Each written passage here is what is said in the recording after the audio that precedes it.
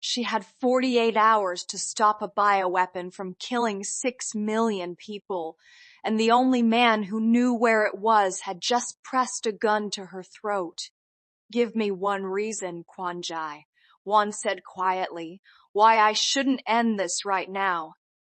Amara Osei didn't flinch. She'd been trained not to. 12 years with the African Union Intelligence Division had burned the flinch reflex out of her completely. What it hadn't burned out, what nothing had touched, was the part of her that noticed things she shouldn't. Like the fact that his hand was completely steady. Like the fact that a man who truly intended to pull the trigger never asked for a reason first. "Because," she said, just as quietly, "you already know I didn't plant it. The gun didn't move, neither did he. Kwanja." One was not what the intelligence files had prepared her for. The files said Seoul's most feared crime lord. They said ruthless, untouchable architect of half. The city's shadow economy. They did not say the way he filled a room with silence. They did not say the particular quality of his stillness. Not the stillness of a man at rest, but of a man holding something enormous under absolute control. He was lean and cold-faced, with a sharp jaw and narrow dark eyes that missed nothing. His black suit was impeccable despite the fact that 20 minutes ago his penthouse had been a war zone. His jet black hair was swept back without a strand displaced. He looked at her the way a man looks at an equation he cannot yet solve. He lowered the gun. Not because he trusted her. She could see that clearly. He lowered it because he was interested, and interest in a man like this was more dangerous than the weapon. "Sit down," he said. "I'll stand." Something moved behind his eyes, not anger. Something closer to recognition. Amara Osei was 31 years old. Ghanaian born, with warm, deep ebony brown skin that the Seoul winter hadn't touched, high sharp cheek, bones, large dark brown eyes that processed everything simultaneously, and the particular posture of a woman who had learned very early that rooms full of powerful men would underestimate her, and had decided to let them right up until the moment it was useful to stop. Her natural hair was pulled back tightly from her face. She wore a fitted charcoal tactical jacket over dark trousers, both now torn at the sleeve from the explosion that had taken out half his east corridor 4 minutes ago. She hadn't caused that explosion. She'd been running from it. "The device," she said. "The Janssen strain, you know where it is." "I know a great many things." 6 million people, Mr. Kwan. Seoul, Accra, Lagos. The dispersal pattern reaches 3 continents in 72 hours. 48 of those are already gone.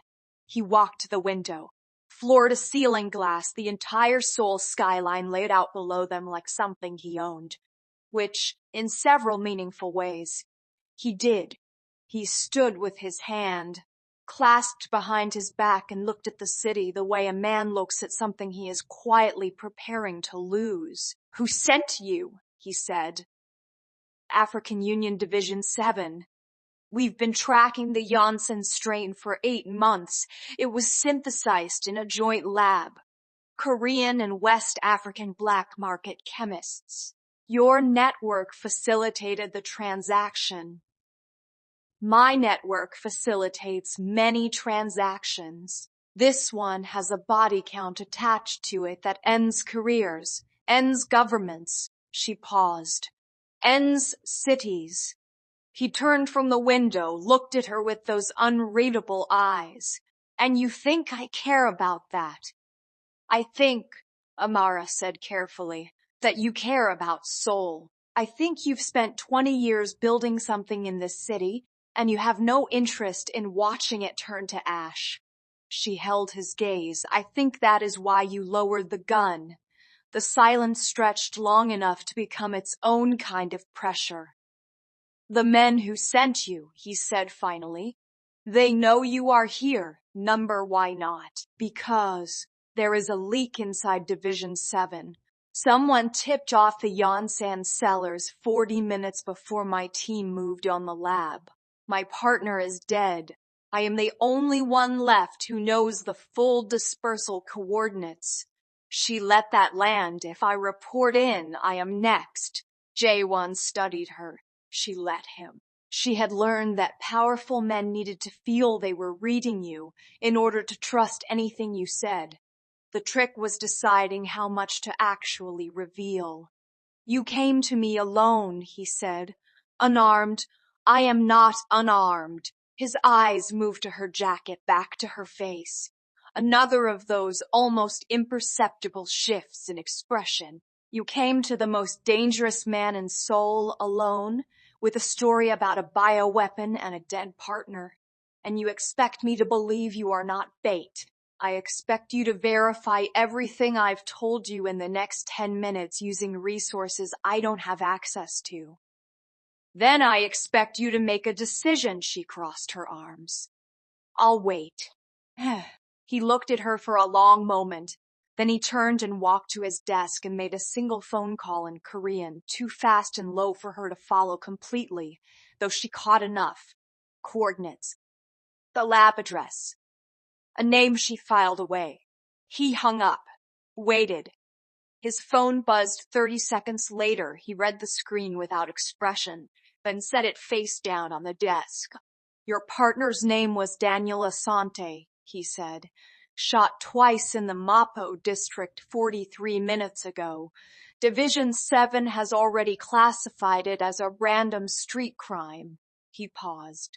You have a 4-hour window before they realize you are off-grid and start looking. Amara felt the grief try to surface. She pressed it back down. Later. She would feel it later when 6 million people weren't counting on her not feeling it now. Then we don't have time. There is no we. Mr. Kwan, the Yonsan strain passed through my network 8 months ago. I didn't know what it was. I do now. His jaw tightened almost imperceptibly. I've been trying to locate it for 6 weeks independently. He said it like the admission cost him something. Whoever synthesized it used my infrastructure and then burned the trail so that when this city dies, my name is the one left standing over the body. Amara went still. Someone is framing you, she said. Someone is framing both of us. He looked at her steadily, which means whoever is inside your Division 7 is connected to whoever is inside my organization. This is not a leak. It is a coordinated erasure, he paused. Of everyone who could stop this, the weight of that settled over the room like weather. Amara looked at this man, this cold, controlled, dangerous man who had pressed a gun to her throat 7 minutes ago, and understood with complete clarity that they were the only 2 people left who could stop what was coming. That the world had narrowed in the way the world sometimes does, to a room, a window, a city glittering below, and 2 people who had every reason to distrust each other and no time left to indulge it. I need access to your network, she said. I know, and you need my dispersal coordinates. I know that too. So, she held out her hand, not warmly, formally. The way you seal an agreement with someone you don't trust, but cannot afford to lose. 48 hours. We stop it together or we both go down with it. He looked at her outstretched hand for a moment that lasted slightly longer than it needed to. Then he took it. His grip was firm and brief, and he released her hand exactly when he should have. But in the half-second before he did, she felt it, the slight adjustment of his fingers, not tightening, just settling, as if her hand was something he was taking note of without meaning to. She filed that away too. Neither of them spoke about it. There is a car downstairs, he said, already moving. We have one lead, a chemist named Park who went underground 3 weeks ago. If he is still alive, he knows where the device is being held. Amara followed him toward the door. Mr. Kwan. He stopped, didn't turn. Thank you, she said. For lowering the gun, a pause. Don't thank me yet. He walked out. She followed one step behind, into the corridor, into whatever came next, into 48 hours that would either save the world or end it, and into the specific, inconvenient, entirely unwelcome awareness that the most dangerous man she had ever met had just become the only person she trusted. If this pulled you in from the first line, you are exactly who this story was made for. Drop a comment and tell us where in the world you are watching from. And if you want the part 2. The chemist lived in a basement that smelled like burnt copper and old fear. Park Sung-il was 63 years old and had the eyes of a man who hadn't slept in 3 weeks because sleep required a level of safety he no longer possessed. He opened the door to Jae-won's knock with a kitchen knife in his hand and tears already forming before he'd fully registered who was standing there. He registered Amara second. His eyes moved to her face and stayed. "Who is she?" he said in Korean. "The only reason I'm keeping you alive," Jae-won said. "Let us in." The basement was papered in printouts, dispersal maps, chemical equations, satellite coordinates, all the evidence of a man who had built something catastrophic and spent every moment since trying to find a way to unbuild it. Empty food containers, a cot in the corner, a single lamp throwing everything in amber shadow. Amara moved through the room slowly, reading the walls the way she'd been trained to, absorbing and cataloging. Jae-won stood by the door, watching her do it. She could feel his attention without looking at him. It had a texture. His attention. Precise. Unblinking. The kind that made you aware of your own edges. "You synthesized the strain," she said to Park, still reading the walls. Not a question. "I was told it was a vaccine substrate." His voice broke on the last word. "They told me it was for a hemorrhagic fever treatment, West African strain. They said millions of people would be protected. Who told you?" "A man named Seo, Hansu Seo. He came through Mr. Kwan's procurement network with full authentication. I had no reason—" "Seo is dead," Jae-won said quietly. "Killed 6 weeks ago. Someone cleaned up behind him."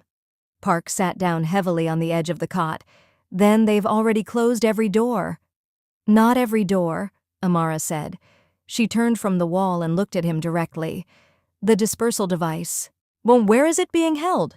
Park looked at Jae-won. A long look, loaded with something Amara couldn't fully read. Loyalty, maybe, or its more complicated cousin, guilt. "Tell her," Jae-won said. "There are 3 components," Park said. "They were separated intentionally. Whoever has all 3 pieces has the weapon. Whoever has 2—" He shook his head. "The 3rd component is the activation key. Without it, the other 2 are inert." "Where is the activation key?" Amara said. Silence. "So, Park—" "I built it into a biological carrier," he said. "Protein bonded. It can't be extracted artificially." He looked at his hands. "It has to be given willingly by the person it was bonded to." Amara felt the stillness before she understood it. "Who was it bonded to?" Park looked up at her. "You." The room tilted slightly. "That's not possible," she said. "I've never been anywhere near this program." 8 months ago, Division 7 ran a medical screening on all field agents. Mandatory. "You were included." His voice was barely above a whisper. "The screening was compromised. Someone used it to bond the activation key to your blood protein without your knowledge." He paused. "You are the weapon, Agent Osi. You have been for 8 months. You just didn't know it." Amara didn't move.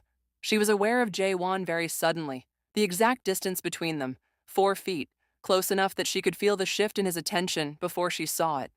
She didn't look at him. She couldn't afford to see whatever was on his face right now.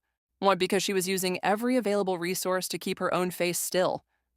"If I'm the carrier," she said carefully, "then whoever has the other 2 components has been looking for me." "Yes." "The leak in Division 7, the attack on the lab. Daniel—" She stopped. Started again. They weren't trying to stop the investigation. They were trying to isolate me. To bring you to the device, Park said. Once all three components are in proximity, the activation requires a voluntary biological trigger, a blood sample. If they can force you, they can't force a voluntary trigger. They can force the conditions under which you'd give it willingly. He looked at her with something close to pity. They take someone you love, someone you'd bleed for without question. The silence that followed was absolute. Amara thought of her mother in Accra, her younger brother, currently finishing his residency at Korle-Bu Hospital. On the precise and terrible mathematics of it, that someone had studied her long enough to know exactly who she would die for. We need to move, Jae-won said. His voice was controlled, completely controlled. But something in it had changed, a frequency she hadn't heard before, low and taut, like a wire pulled 1 degree past its tolerance. If they've been tracking you to me, we've already been in one place too long. They'll be watching your network, Amara said. Yes. Every car, every safe house, every contact. Yes. He was already moving. Which is why we're not using any of them. He looked at Park. You have somewhere else you can go. Use it. Don't contact anyone connected to me. He paused at the door and looked back at the old man with something that wasn't quite tenderness, but was adjacent to it. I'll find you when it's over. And if it isn't over, Park said quietly. Jae-won didn't answer. He opened the door and walked out. Amara followed him up the stairs and out into the Seoul night. Cold air, neon reflections on wet pavement. A city of 10 million people moving through their evening with no idea that somewhere in its architecture, a clock was running down. They walked 3 blocks before either of them spoke. Not because there was nothing to say, because there was too much, and neither of them had decided yet what to do with it. You knew, she said, when Park started talking. You knew before he finished. I suspected, Jae-won said, the way you were targeted, the precision of it. It wasn't about stopping the investigation. The investigation was the mechanism to find you. He kept walking, eyes forward. You were never the agent on the case. You were the case. And you brought me straight to the one man who could confirm it. Yes. She stopped walking. He stopped a half-second later and turned to face her. They were standing under a convenience store awning, yellow light falling between them, the rain beginning to spot the pavement beyond the overhang. Why? She said. You could have let Park tell me nothing. You could have used what you knew to control this. Control me. She looked at him steadily. That's what a man like you does. Something crossed his face. There and gone, too fast to name. Is that what you think I am? I think you're a man who has survived 20 years in the most ruthless criminal ecosystem in East Asia by knowing exactly what leverage looks like and how to use it. She didn't say it as an accusation, just a fact.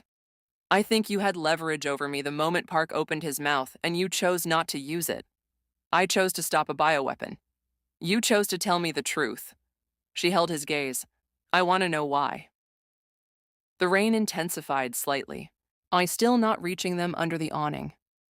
In the convenience store window behind her, a television was showing a late-night news bulletin. She caught the crawl without turning, something about elevated security alerts in 3 districts. Jae-won looked at her for a long moment. The particular quality of his silence had shifted. Less calculated, more careful, the way someone is careful with something that could break. Because, he said, you walked into my building alone. I unarmed. I told you, I wasn't. I know. The corner of his mouth moved, just barely. You walked in with a weapon I couldn't see and a story I couldn't immediately disprove, and you stood there with a gun at your throat and you didn't flinch. He paused. I've had men twice your size beg in that position. Amara said nothing. I've spent 20 years in rooms full of people performing loyalty, he said. You were the first person in a long time who performed nothing. He looked away, on back toward the street, as if the admission had cost something he hadn't budgeted for. That has a value I don't know how to quantify yet. A truck rolled past, sending water across the pavement in a wide, dark arc. We need a place to work, Amara said. Because that was the safe thing to say. Because the other things, the things accumulating in the edges of this conversation, in the distance between them that kept feeling smaller than it was, those things had to wait, had to keep waiting. Somewhere off every grid you own. I know a place, he said. Is it safe? He looked back at her. No. Perfect, she said. Lead the way. He almost smiled. She almost let herself notice. They walked out into the rain together, not touching, not speaking, the city humming. Around them with 46 hours left to save it.